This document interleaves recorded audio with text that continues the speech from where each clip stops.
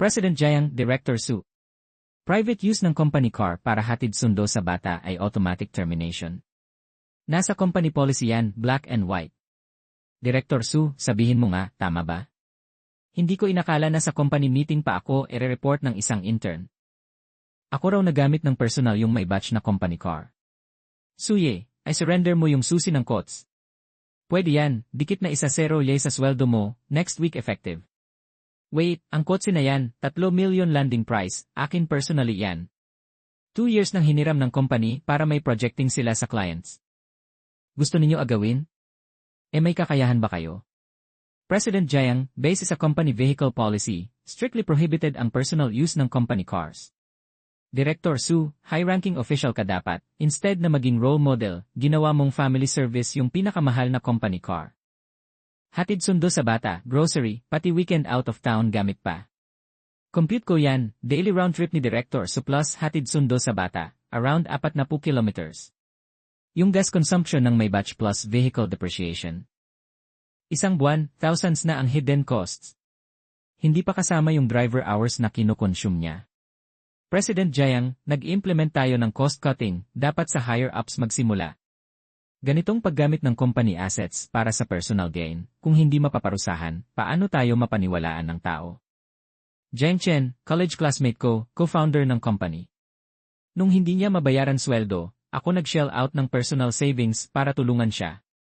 Nung kailangan ng company mag-meet ng major clients, hindi ako nagdalawang isip, dinala ko yung bagong bili kong may batch sa company. Sabi ko gamitin muna, business matters, yon. 2 years na yon, lahat ng expenses ako nag-shoulder. Pero ngayon, wala man lang siyang planong i-defend ako. Suyan, Lin Weiwei, totoo ba yung mga allegation? Suyan, naapi ka naman. Pag kumita na ang company, bibilhan talaga kita ng bago. 1 taon na ang nakakaraan, nagka-cash flow problem, inipawn ko yung kotse para pambayad sa sweldo. Suyan, that car was our lifeline. Last week humiram pa ng kotse para sunduin ang mother-in-law, ngayon kunwaring hindi nakikita. Limeng, buwan-buwan humihiram ng kotse para mag-joyride kasama ang boyfriend, tapos ako pa yung mukhang magnanakaw. President Jiang, sa palagay mo? Nandito na ang mga litrato. Suyan, kahit old employee ka na, kahit old classmate kita, policy is policy. Public and private matters must be separated, principle yan. Ganito na lang, isurrender mo yung car keys. Mula ngayon ang kotse ay i-manage ng admin department. At yung gas at wear and tear na tinantya ni Lin Weiwei, i-compute ng finance, ibabawas sa sweldo mo next month. President Jiang, brilliant.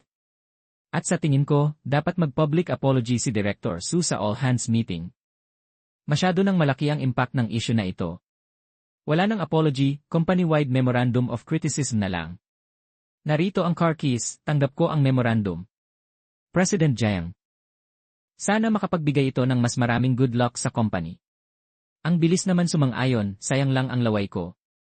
Suyan, magets ko naman, ginagawa ko lang para sa company. Nakapasa na. Siguro ngayon ay magugustuhan na ako ni President Jiang. Dapat sana ginawa na lang agad, kailangan pa i-report bago i-surrender, ang haba ng proseso. Akala mo treasure ang nakuha, yun pala landmine yan. Sakaling sa ganitong pangyayari. Malaman kung sino ang tunay na tao o multo. Ang bilis naman, yung listahan ng violations akala mo totoo. Hayaan ko muna silang maging happy for a few days. Grabe, hindi inakala na si Director Su, ganito pala kagrabing gumamit ng company resources. May batch yan millions ang halaga, araw-araw gamit sa hatid sundo ng bata. Kahit si President Jiang hindi ganyan kagrabing gumamit. Tama lang na maparusahan. Ang galing ni Lin Weiwei sa move na ito. Director Su, base sa mileage estimate for the past 2 years, kailangan mong mag-remit ng gas, toll fees, total of 136,000 yuan. Pirmado na ni President Jiang, 3 days para mabayaran. Kung hindi, ibabawas na lang sa year-end bonus at equity dividends mo. Kailangan mong mag-remit ng may batch gas, depreciation, toll fees, total of 136,000 yuan. Iyan ang galing naman sa math. Director Su, alam kong mainit ulo mo. Pero company policy yan. Nag-enjoy ka ng benefits na hindi dapat para sa'yo, so you pay the price. Alam mo ba kung magkano ang annual insurance ng kotse na yan? Dapat company ang nagbayad, ano ngayon kung may issue ka?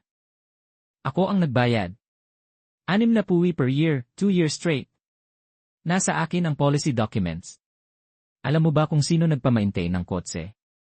Official 4 shop lahat, major service 35,000. Minor service 15,000. 2 years, over 100 sa maintenance lang, lahat ng receipts nasa akin. Dapat lang sa'yo yon kasi ikaw naman ang gumamit ng matagal. Alam mo ba kung sino? Ang nag-drive ng kotse papunta sa company 2 years ago. 2 years, over 100 ang gasto sa maintenance, nasa akin lahat ng receipts. Wala na akong pakialam sa company na yan. Director Sue, wag kang mag-derive ng useless topics. Magbayad ka na lang. Nakuha ko na ang car keys, kung gusto mong magamit, fill up ka ng application form, dadaan sa approval ko. Fine, tatanggapin ko. Director Sue, you know when to adapt. Ila the way, pinapanotify ka ni President Jiang, may important client next Monday, nagsabi na daw gamitin yung quotes para hatid sundo. Linisin mo ang personal stuff sa loob, wag makita ng client. Yung mga car seat at toys, nakakahiya sa company. Okay. Lin Weiwei akala niya panalo na siya, pero hindi niya malaman na lahat ng yabang niya, nasa plano ko lang. Tiningnan ko ang bank account ko, yung numero na hindi niya maabot kahit 8 lifetimes pa, at dahan-dahang tinap yung string na yan. Numero na kayang ipa-downlift siya sa impyerno. Hello, Attorney Chen. Si Suyan ito. May dalawang bagay akong itatanong. Una, legal action sa kumpanyang ninakaw ang personal property ko. Pangalawa, yung lawsuit sa dilution ng business shares. Nasa akin lahat ng evidence. Kapag na-prove na sa akin ang sasakyan, kriminal na kaso yon. Shares dilution. Kaya rin issue. Kukunin ko ulit ang dapat sa akin. Oras na para mag-settle ng accounts. Nasa akin lahat ng proof, bawat transaction record, bawat invoice, bawat original na dokumento. 2 years na, hindi ako nagtapon kahit isa. Evidences na itinago ko ng 2 years, finally na, ipapalabas na sa ilalim ng araw. Akin yang sasakyan, walang makakakuha niyan. Ito ang ebidensya laban kay Jiang Chen. Nung nag-start kami ng business, 60% ng puhunan galing sa akin. Lahat ng connections at resources, akin din malinaw sa contract, 40% ng company shares, akin yon. Pero chinange ni Jiang Chen yung registration sa Ludong. Sapat tong mga evidence para magbayad siya. Nipek ni Jiang Chen ang signature ko. Dinilot niya ang shares ko to 5%. Pero that was during the pandemic. Naputol ang cash flow. Kung nag-walk out ako noon, internal conflict ang company, bankrupt, at tatapakan ang mga employees. 2 years ago, gusto niyang mag-sign ng vehicle lease contract sa akin. 20 monthly rent. I refused. Walang written agreement. Akala ko classmate bond to, pero ngayon, parang akin pang binigay sa kanya ang knife na ituturo sa akin. Classmate bond. Ali trust. Joke lang pala yon. Gusto nilang ma-formal. Gusto nilang mag-compute. Sige, let's calculate, walang matitirang hindi na ko cover. Itapon yang seat cushion. Sobrang baduy. At yang hanging decor. Ano ba tong basurang to? Itapon na. Yung mga box sa trunk, ilabas din malay ko ba kung ano ng kontraband nilalagay niya doon. Parang mga pirete, tinatapakan ang mga gamit ko. Kaya yan, Lin Weiwei. Drive steady ha. Medyo ma-attitude tong sasakyan na to, owner lang ang kayang pagnilayan. I remote activate mo. Dual anti-theft restriction ng may batch na yan. Walang ibang kayang mag-start niyan. Force ignition. Abakan mo na lang na mag-lock sa daan. Hello. And lay car suddenly locked up. We're on the highway. Come quickly. Boss Jiang, may sira yung sasakyan. Na-stuck sa highway, ano ba to? Suyan, anong ginagawa mo? Buksan mo yang sasakyan. Kung madelay ang partnership ni Boss Qin, kaya mo ba ng bayanan yan? Boss Jiang, private property ko yang sasakyan. Legal na karapatan ko mag-set ng security measures. Lalo na't illegally occupied yan ng kumpanya.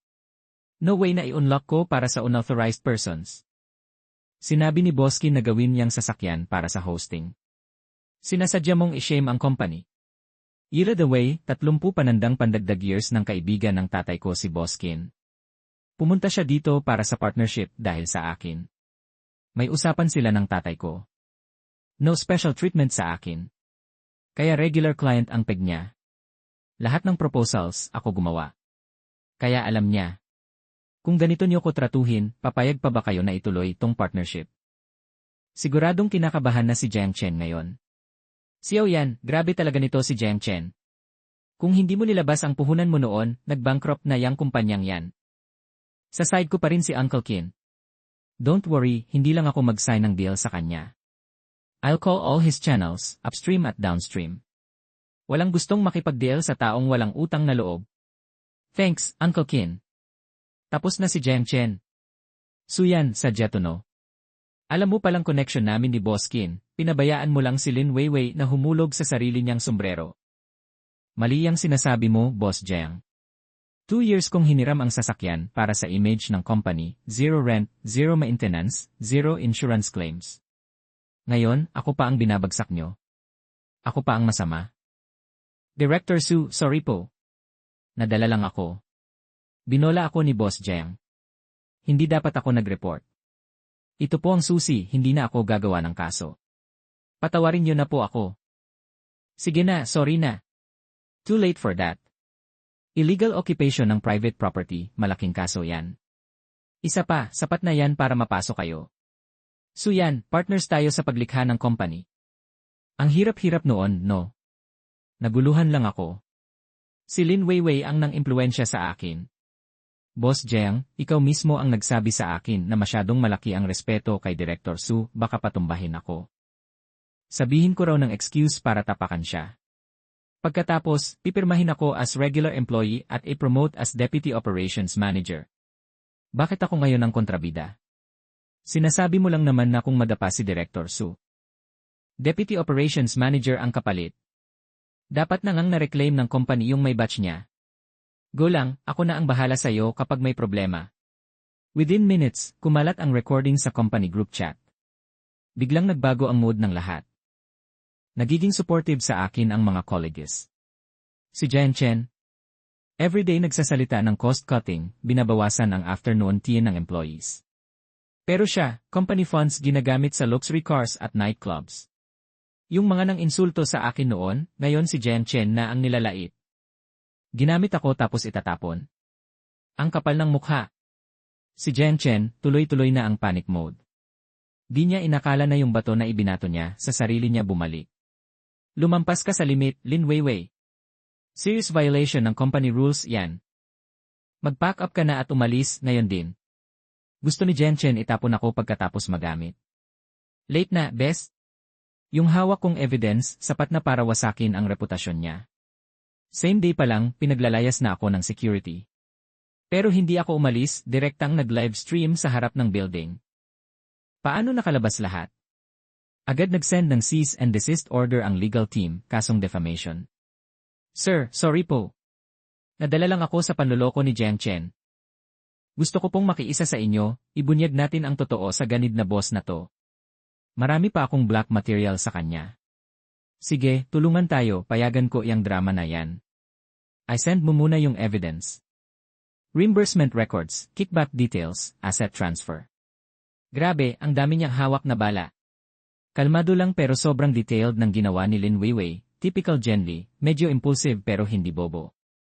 Sage, count me in. Na-receive na ng authorities ang kaso, nakaserve na ang subpoena. Anong nangyayari? Lahat ng clients, nagpapasara ng contracts. Habang lalong sumasabog ang issue, lalong nagpapanik si Jiang Chen. Suyan, sorry na. Totoo yan. Paki-withdraw na yung kaso. I-return ko na yung car, pati fines, waive ko na lahat. Bigyan pa kita ng 20% company shares. Please, sagipin mo na to, para naman sa pagka-classmate natin. Fine, i-withdraw ko yung kaso, pagpipirmahan mo muna to. Suyan, ikaw ba eh? Saan mo nakuha yan? Akala mo ba kasi, yung paungbolekta mo ng fake signature para baguhin ang business registration, hindi ko malalaman forever. Alam ko na noon pa. Kaso nga, out of respect sa pagka-co-founder natin, ayaw ko lang gumawa ng skandal nung hirap na ang company. Pero ikaw, sobrang kapal. Yung car ko gustong sakalin mo pa. Kung ganyan ka, huwag na huwag mong sisihin kung gantihan kita. Hindi, di ako pipirma. Kapag pumirma ako, wala na akong control sa company. Bahala ka, pipirma ka, then we part ways peacefully. Kaya ko pang ibalik yung mga partnerships. O kaya, hintayin mo na lang ang court hearing. Doon, hindi lang yung car ang ibabalik, pati yung shares legally ibabalik sa akin. Illegal occupation ng private property, forgery ng business registration, may criminal liability ka pa. Sa tingin mo, ano nang mas matipid? Pero di ko inakala, desperate move pala si Jen Chen, i-track ang bank account ko. Lahat ng transactions pwedeng fake. Nag-report pa siya sa pulis na embezzlement daw ako. Naglabas pa siya ng fabricated bank records, sabay-sabing nilipat ko raw yung pera ng company sa personal account ko. Pero yung fake evidence, on the spot na detect ng pulis. Agarang ni-report ko rin si Jen Chen, yung signature na yan, forged.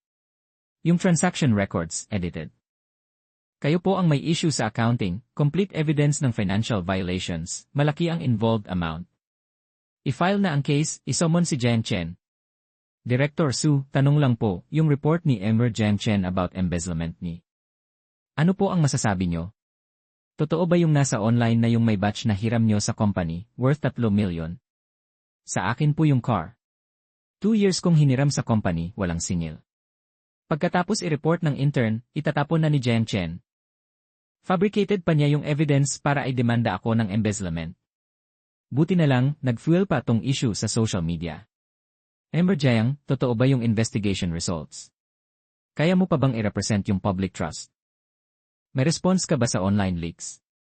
Suspect ka ba ng abuse of authority? Sagutin mo, huwag umiwas. Tuluyang huminto ang company, ako na lang ang nagpapatuloy. Mga, pinipilit na ako ang tumakyover. Director Su, ikaw na talaga ang backbone ng company na to. Kung wala ka, matagal na tong bagsak. Si Jen Chen, puro lang pangako, walang kwenta. Ikaw lang ang minamani namin. Su Director, bad news. Magfa-flee si Jen Chen. May book flight bukas papuntang abroad, nilipat na niya lahat ng natitirang pera ng company. Paano mo nalaman? Nung nag-organize ako ng files niya. Mind monitor ko yung computer niya. Kita ko lahat ng movements niya. Hindi lang siya aalis, ibebenta pa niya lahat ng office equipment at fixed assets. Walang matitira sa employees. Attorney Chen, magfa-flee si Jen Chen. Kailangan agad ng asset preservation order at travel ban. Suyan, ikaw nag-freeze ka ng assets ko. I'll take you down with me. Ikaw na ang nagdala sa sarili mo dyan. May chance ka pang bumawi. Bumawi pa. May matitirhan pa ba ako? Wala nang pumipigil, gusto na niyang madamay ako. Pagkatapos ng tawag, may bad feeling ako. True enough, that same afternoon, biglang lumabas yung smear campaign laban sa akin. Sabay-sabay na lumabas yung chismis na yung may batch, galing raw sa sugar daddy. Na yung mga partnerships, dahil sa illicit relations. Hello, gusto ko po mag-report, malicious defamation too. Nag-send ako ng lawyer's letter. Yung mga bashers, nung nakita na seryoso ako, bigla na lang nagpanik. Umalis ulit yung public opinion sa favor ko. Sir, may nag-attempt na kumuha ng bata sa daycare. May fake authorization letter pa. We followed strict pickup protocol, tinawagan po namin kayo. Huwag po kayong mag-alala, papunta na po kami. Daddy, andito na po ako. Huwag po kayong mag-alala, nandito si Daddy. Yung uncle po, nakatitig lang po sa akin kaninali. Ang taray ng tingin niya. I-report ko to, may nagtatangkang dukutin ang anak ko. May AA footage ako at peke niyang authorization letter. Tito Wang, gamitin mo lahat ng resources mo, please. Sinaktan ni Jen Chen ang anak ko, magbabayad siya. Si Jen Chen ang nag-utos sa akin. Sabi niya bibigyan niya ako ng malaking pera kapag tapos na. Nung tinawagan ng teacher para i-verify. Nag-voice changer si Jen Chen para gayahin ang boses ni Suyan, tas gusto pang makalusot. Wala nang siyang nasabi, kulong na siya legal. Ang company, total na walang leader, nagpanik na lahat ng employees. Ayaw namin bumagsak ang company. Buong pamilya namin nakadepende sa trabahong to. Kung mananatili kayo, ako na ang bahala sa company. Siguradong hindi babawas ang sahod niyong kahit isang kusing. Bigla may hindi inaasahang tao na nakipagkita sa akin. Suyan, alam ko mali si Jen Chen sa'yo, deserving siya sa karma niya. Pero kung makukulong siya, tapos na ang pamilya namin. Bata pa ang anak namin, please, patawarin mo siya, bigyan mo lang ng mercy letter. Pakawalan mo siya this time. Shen Yu, pwede ko hindi i-pursue yung ginawa niya sa akin. Pero tinatangkang saktan ng anak ko. Yan ang red line ko. Hindi ko siya mapapatawad, lalong hindi ako magbibigay ng ganyang letter. Alam ko mali siya, nagsisi na rin siya sa detention center. Nakapagsulat siya sa akin, nagsorry siya sa iyo at sa lahat ng tao sa company. Ibibigay niya lahat ng shares niya sa iyo, habang buhay, basta bigyan mo lang siya ng chance na magbago. Yung shares, kukuhanin ko sa legal na paraan. Hindi ko kailangan ng ganyang gift niya. Yung criminal liability niya, hindi sa akin nakadepende yan, nasa batas yon. Napuno na si Shen Yu, wala ng choice. Nagayaan niya si Jen Chen, nag-contact siya sa mga basher accounts online, nag-flop-flop siya ng sob story. Hindi ko siya pinansin online, abogado na lang ang nag-issue ng statement. Ilinalatala namin lahat ng katarantaduhan ni Jen Chen. Kumpleto ang evidence, umayos agad ang online cloud. Nung nalaman ni Jen Chen sa detention center ang ginawa ni Shen Yu, total breakdown siya. Pinapunta niya ang lawyer, gusto kakitain ka raw. Suyuan, sorry T. Kailangan mo akong makita. Yan lang ba ang sasabihin mo? Diretsahan mo na ako. Actually, hindi lang ako mag-isa nagpa-trigger sa'yo. May insider sa company. Siya ang nagpakalat sa akin na gusto mo daw agawin ang company, dapat daw mauna kitang i-remove. Sino siya? Si Zhu Jianbin, sales manager. Impossible. Kasama natin yan simula startup, wala siyang reason na gawin yan. Akala mo ba kung bakit siya nagfa-favor sa'yo? Ala na, ina-expect na niyang i-crash ako, nag-ipon siya ng backup plan. Mga taong to, ninanakaw niya ang clients di. Pinapasa niya sa sarili niyang company sa labas, grabe ang kita. Takot siya na malaman mo, kaya pinapa-convince niya ako na baka agawin mo ang power. Dapat ka daw ay downplay at i-kick out sa company. Yung whistleblower moment ni Lin Weiwei, si Old Zhu ulit ang nag-supply ng info. Tinuruan niya kung paano gumawa ng yini, kung paano magsalita sa meeting. Kung hindi, paano malalaman ng isang fresh intern ang mga detail sa borrowed car? May pa-reminder pa siya kay Lin Weiwei. Huwag ilagay ang car borrowing records, huwag ding i-mention kung ilang beses niyang ginamit ang car. Alam ko hindi mo na ako pinagkakatiwalaan, pero totoo to, na-i-place ko na. Lahat ng evidence sa safe ng office ko. Ang password ay birthday mo. Consider ito na lang as last ko na compensation sa company at sa'yo. Ang tao talaga mas malamig pa sa yelo ng puso. First time kong pumasok sa office ni Jiang Chen na ganyan ang feeling. Ang daming evidence. Zhu Jianbin, ang lalim mo talaga. I-check agad natin lahat ng projects na hawak ni Zhu Jianbin. Sa araw ng verification, nag-all-hands meeting kami. Susuportahan namin kayo, Su President, para ma-recover ang company. Tignan natin hanggang kailan ka pwedeng umarte. Suyan, ikaw Li. Anong ginagawa mo? Pinpick mo to para i-frame ako. Pick? Chat logs, bank statements, business registration, lahat yan legitimate. Sabihin mo sa akin, paano ko yan peke? May sasabihin ka pa ba? Ipinapabatid ko na termination na si Zhu Jianbin at ipapursu ang lahat ng damages sa company. Traitor talaga, sa huli, ikaw rin ang talo. Suyan, mag-antay ka. Hindi ako titigil ng ganyan lang. Threaten me. The law will tell you who's in charge. Su Director, sorry talaga. Ang yaong ko kasi, gusto ko lang umangat, ginamit lang ako. Salamat na hindi mo ako pinag-initan at dinemandahan mo pa ako sa iba. Okay lang, normal ang magkamali, ang importante ay di ka nagpumilit sa mali. Next time, tandaan mo, huwag kang magagantimpala sa shortcut, baka mawala ang values at konsensya mo. Su President, may 20 million business loan ang company. Juna, please arrange na ang payment. 20 million? Hindi ko alam may ganyang loan pala. Ikaw talaga ang may gawa nito, no? Jen Chen, ang galing mo talaga. 20 million, wala pang 2 million sa account. Kung hindi mabayaran, tapos na ang company. Nung malaman ng mga workmates, nagpanik sila talaga. Yung mga nagsabing tatagal, nagdududa na. Kalma lang tapos bigla, wala na. Hi, Xiao Yan, sinabi ng dad mo sakin ang nangyari sa company. Tulungan kita, anak. Naipadala ko na ang advance payment. Pangpang muna yan. Tito Kin, utang na loob ko to, di ko makakalimutan. Ang sariling problema, sariling lampasan. Huwag kalimutan ang prinsipyo ng pamilyang Su. Walang pakialam pero suporta pa rin. Tapos yung mga clients na tinulungan ko noon, lumabas din para tumulong. 3 araw, orders at investments, dumating na. Hahaha, maging mabait lang talaga, may plano ang Diyos. 20 milyon, bayad na. Lumabas din ang hatol ng korte. Si Jen Chen at Zhu Jianbin kulong na dahil sa maraming kaso. Yung magkakapatid na dati ay mayabang. Ngayon, ganyan na ang katauhan. Kumusta na ang company? Okay naman, bumalik yung mga partners, maraming bago pang contracts. Tuloy-tuloy na.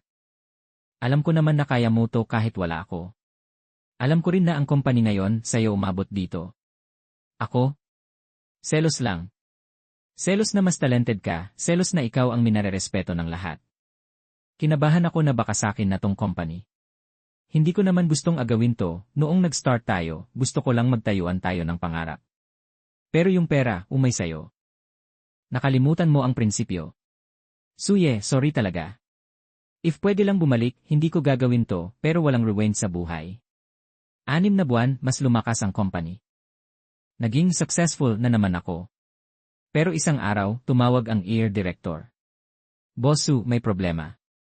Labor inspectors na nandito, may nag-report ng illegal termination at delayed sweldo. No laer contributions. Sino nag-report? Alamin natin. Yung mga lumaang employees, yung asawa ni Lao Zhu ang leader. Cooperate sa inspection, legal naman ang lahat ng processes natin. No fear, wala silang nakita. Pero yung asawa ni Lao Zhu, nag-spread ng fake news ulit. Nanindigan ako, hindi na ako papayag. Contracts, records, proofs, ready na. Legal lahat. Milyon-milyon nakikinig sa story ko. Yung mga kalaban, gusto akong ibagsak, pero nagpa-promote pa sa akin ng libre. Lahat ng chismoso, hindi makakatakas. Di in-expect ng mga kalaban. Dahil sa live na to, maraming clients ang lumapit sa company namin. Boss Zhu, may lady sa meeting room, matagal nang hinihintay. Suman, bakit ka narito? May gusto ka? Ayan, nakita ko ang news mo abroad.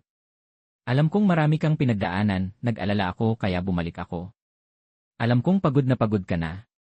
Hindi na ako alis. Gusto kita pakasalan muli, alagaan kayo ng anak mo. Marami akong overseas connections na makakatulong sa company. Remarry na lang tayo, best choice yan. 3 years ng hiwalayan, wala ng feelings. Pero mabait naman siya sa anak namin. Nakangiti ng todo ang anak ko. Hindi ako pumayag, time muna ang sagot ko. Hahaha, best talaga si mommy. Lalong masaya ang anak ko, nahihirapan na akong mag-decide. Marami talagang naitulong si Xuman sa company. Nakapasok tayo sa overseas market, doble ang sales. Lilad, Lean Assistant, anong meron? Director Su, huwag mong pakasalan si Xuman. Hindi mabait yang babaeng to, hindi siya bumalik para sayo, kinalimutan na kita. Gusto niya ang company mo. Nag-crash investments niya abroad, 30 milyon ang utang niya sa loan sharks. Bumalik siya para agawin ang company mo. Kadiri. Sobrang kadiri. Hahayaan ko munang makita ko kung anong acting niya pa. Ayan, pakasalan mo ako. Alam kong mali ako noon. Magbabago na ako, bubuhayan natin ang pamilya natin. Daddy, promise si mommy. Suman, tapos na ang drama. Alam ko ang 30 milyon na utang mo abroad. Ano ba talaga ang gusto mo? Alam mo kung ano. Suyan, ginawa mong tanga ako. Hindi kita hahayaang malaman mo lang ang motive ko. Pera lang ang habol mo. Mangarap ka. Hahaha. Suyan, huwag kang feeling. Ano nung masama kung bigyan mo ko ng share? May parte ako sa company na to. Gusto mo akong umalis? Hindi yun madali. Yung 500 ina-invest mo, doubled ko na pagbayad sa unang profit year. Noong nag-divorce tayo, na-split na ang lahat ng assets. Wala kang participation dito. Hindi ikaw ang magde-decide niyan. Isang option lang, pakasalan mo ko at bayaran ang utang ko o idemanda kita sa korte. Kukunin ko ang shares mo at ipopost ko sa internet na nagsinungaling ka, nag-cheat ka, at nag-hide ng assets. Tignan natin kung may respeto ka pa sa industry. Bahala ka, pero isipin mo mabuti. Ang paninira at pananakot ay kriminal na kaso, ha? Saka, yang utang mo sa 5 tandang bawas 6, kapag nalaman ng lahat, sino kaya nang mas lulong talo? Ayan, sorry na, tinuhog lang talaga ako. Please, for the sake ng anak natin, tulungan mo ako this time, Kuya Guard. Pumunta ka nga dito. Pagkatapos ma-expel si Xuman, nagwala talaga siya, kinuha niya yung anak ko sa kindergarten nang di lang nakakaalam. Suyan, wag kang lumapit. Anak ko to. May karapatan akong i-take out yung anak ko. Suman, wala kang consent para kunin yung bata. Saka sininungalingan mo yung teacher na nasa business trip ako tapos ikaw daw mag-aalaga. That's illegal. Bigay mo yung bata, usapan lang natin to ng maayos. Maayos? Ikaw ba, kaya mo bang kausapin ako ng maayos? Wala na akong mapuntahan. Araw-araw hinahabol ako ng mga 5 tandang bawas 6, kapag di ako nakabayad, patay ako. Suyan, tulungan mo ako please, last na to. Promise di na ako mag-istorbo sa inyo mag-ama. Baby, wag kang matatakot, nandito si Papa. Suyan, save me. Please, I'm begging you. Pinag-aral-aral lang siya ng pulis. Pero takot pa rin ako, kaya kailangan i-apply yung restraining order. Okay po, Nasu, strictly i-execute namin yan. Mas marami akong time para sa anak ko, sa company naman, kay Zhao yan na iniwan ko. Si Zhao, ako na nag-mentor sa kanya. Tinatrato ko siyang kapatid, pero never kong inakala na ang tiwala pala ang pinakamatalim na sandata. Nasu, malala. 8 milyon sa company account, inilipat ni Zhao. Ano? Saka yung mga core projects. Binenta niya sa competitors. Anong nangyari? Ganyan kalaki yung pera, bakit di mo sinabi sa akin? May authorization letter daw siya with your signature, pang project daw, kaya di na ako nag-isip, in-transfer ko na. Na-check ko, sa personal account niya napunta. Pekado yung signature at nawala na siya. Akala ko kakampi ko, trader pala. 8 milyon, poof. Leak projects, kinawawa ng clients, company in limbo. Nagpakabuti ako sa lahat, bakit lahat sila trader? Ako ba yung mali, o yung mundo? Hello, I'm reporting a crime. Also, Attorney Chen, I file agad yung asset preservation. I-freeze lahat ng bank accounts at assets ni Zhao Yan. Ang batas ang best weapon natin. Boss Wang, registered na yung patents and copyrights natin. Kapag ginamit nyo yan, mademanda kayo, millions ang damages. Na-recover yung plans, minimized yung losses. Pero yung 8 milyon, wala pa rin. Nasu, may nakita ng follower sa border city si Zhao, kukunin na ng mag-illegal exit, may contact na ng snakehead. Illegal exit? Tingnan natin kung saan ka pupulutin. 8 milyon, naging hundreds of thousands na lang sa sugal, gusto mo pang tumakas. Mabuti na loob ko sa'yo, ako nag-mentor sa'yo, pinromote kita, binigyan ko ng trust. Bakit mo ginawa to? Mabuti na loob? Nasu. Pusa lang ako sa'yo. Ilang taon ako sa company, pero sa'yo pa rin yan. Anong gawin ko, yilang ako forever. Ayoko, gusto ko ring maging boss.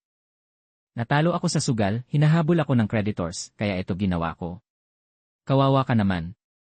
Yung success ko ngayon, hindi mo nakita yung mga betrayals at crisis na dinaanan ko, pero never akong sumuko. Ang pagnanasa ay bottomless pit, kakainin ka lang. 12 years imprisonment si Zhao, plus 3 million fine. 12 years si Zhao, pero konti lang ang na-recover sa pera. Dapat mas careful na. Naging top company kami, nasa magazine cover na ako. Pero ang hirap mag-isa, humanap ka na ng bago. Push na ng parents ko, mag-move on na daw ako. Ganun talaga, darating bigla. Nasu, admire ako sa journey nyo, sana mag-collaborate tayo. Nag-exchange kami ng contacts, madalas siya magpa-work meeting. Maraming resources na na-introduce, very respectful siya, di nakikialam sa personal life, walang late-night messages, ayaw ma-disturb kami ng anak ko. This might help you, lagi niyang nakakalapag kapag kailangan ko. Premium theater tickets para sa anak ko, sabi niya souvenir lang. Hahaha. Unfreeze na yung frozen heart ko. Alam ko yung intentions niya, pero takot ako masaktan ulit. Papa, ang ganda ni Auntie Lou, pwede siyang maging new mommy ko. Nalito ako. Yan, alam ko marami kang pinagdaanan, trust issues, pero hindi kita pipilitin. I can wait. Gusto ko lang malaman mo, sincere ako sa'yo. Gusto kitang alagaan kasama ang anak mo, harapin ang future together. Never kita traitor. Para siyang tunay na ama sa anak ko, naka-attach na siya. Akala ko finally, happy ending na. Nag-prepare kami for engagement. Biglang nag-reduce si Zheng Chen ng sentence, ma-release na. Ano? Maaga siyang nakalaya. Sir, no appointment, bawal pumasok. Suyan, long time no see. Ang ganda mo ngayon. Bakit, may business ka ba sa akin? Kakalabas ko lang ng kulungan, wala akong mapuntahan at hindi makahanap ng trabaho. Pakibigyan niyo na ako ng trabaho, Sue. Huwag na huwag mong tatanggapin yan. Kung paano niya trinato yun dati, deserving siyang magutom. Salamat. Sana talaga magbago na siya. Ayan, alam kong mabait ka, pero si Jen Chen. Matsinahan yon, ingat ka lang. Huwag kang lumapit ng sobrang lapit sa kanya. Pagkatapos bigyan ng pera si Jen Chen. Akala ko tapos na yon. Pero may dumating ulit kay Jen Chen to. Jen Chen, tulungan kita tapos ganyan. Bakit mo ginawa to? Suyu, quits na yang papretend mo. Nandito ako ngayon dahil sayo. Kung hindi dahil sayo, boss pa rin ako, mayaman at respeto. Sinira mo lahat sa akin. Sinira kita. Sarili mong kasalanan yan. Ikaw ang lumabag sa batas, traitor ka. Wala akong pakialam, kahit wala na akong matirhan, hindi kita pababayaang sumaya. Ipapakilala ko sa lahat kung gaano kakalupit. Isisira ko pangalan mo, isisira ko kumpanya mo. Hindi ko inakala, ang pagiging mabait ko pala ay pagsusuot sa pugad ng lobo. Nakipag-ugnayan pala siya habang nasa kulungan kay Shen Yu, kay Xuman na asawa ni Lao Zhu, at sa mga dating empleyadong may tampo, sabay-sabay nilang ibabagsak ako. May malaking bagyo na darating. Grabe, naluloka na to. Lubog ang presyo ng stocks, gumagalaw ang mga partners, krisis ulit ang kumpanya. Ziyu, hiwalayan mo na yan, baka mapahamak ka pa. Hindi ako maghihiwalay. Kahit anong mangyari. Kasama ko siyang haharapin. Ayan, huwag kang matakot, kahit anong mangyari, nandito ako sayo. Habang nandito siya, hindi ako susuko. Buo na ang Crisis Air Team, full cooperation sa investigasyon. Kumbaga, lahat ng proseso ng kumpanya ay legal, wala tayong itinatago. Ipapalabas ko ang lahat ng ebidensya. Sa wakas, nakita ng netizens ang totoo. Lumabas na ang resulta, walang problema ang kumpanya. Baka malate ang hustisya, pero siguradong dadating yan. Si Jen Chen. Balik kulungan ulit dahil sa sarili niyang revenge. Suyan, sorry po, pakawalan niyo na kami. Pero this time, walang takas. Nung pinakamahihirap na oras, siya lang ang nandyan. Salamat, Ayan. Sobrang pinagdaanan mo, sobrang sakit din naranasan mo. Sa natitirang buhay ko, gusto maging pahingahan mo, may mapupuntahan ka lang. Pakasalan mo ko. Naman. Magpapakasal na sina mommy at daddy. Nag-ipon na ang kumpanya, nagbukas na ng branch sa ibang bansa, lahat ay gumaganda. Bukas na ang kasal, lahat ay magiging perfect. Si Jen Chen, pinili ng tapusin ang sarili niyang buhay. May iniwang sulat para sa akin. Ayan, ano nang meron? Anong nakasulat? Sinabi ni Jen Chen na ang pinagsisisihan niya, ang pagtaksil sa naging pangarap namin noon. Sabi niya noong makita niyang masaya ako pagkalabas niya sa kulungan, na naig ang inggit at pagsiselos sa utak niya kaya ginawa niya yon. Nung makulong ulit siya, doon lang siya nagising. Sa will niya, ipinapabenta ang property. 1/4 para sa kumpanya, 1/4 para sa anak niya na alagaan ko hanggang sa mag-adulto, at ang remaining 1/4 ay donation sa foundation. Gawin natin ang sabi niya. Ayan, sa natitirang buhay ko, pakisamahan mo ako. Salamat dahil alam kong hindi ako nag-iisa.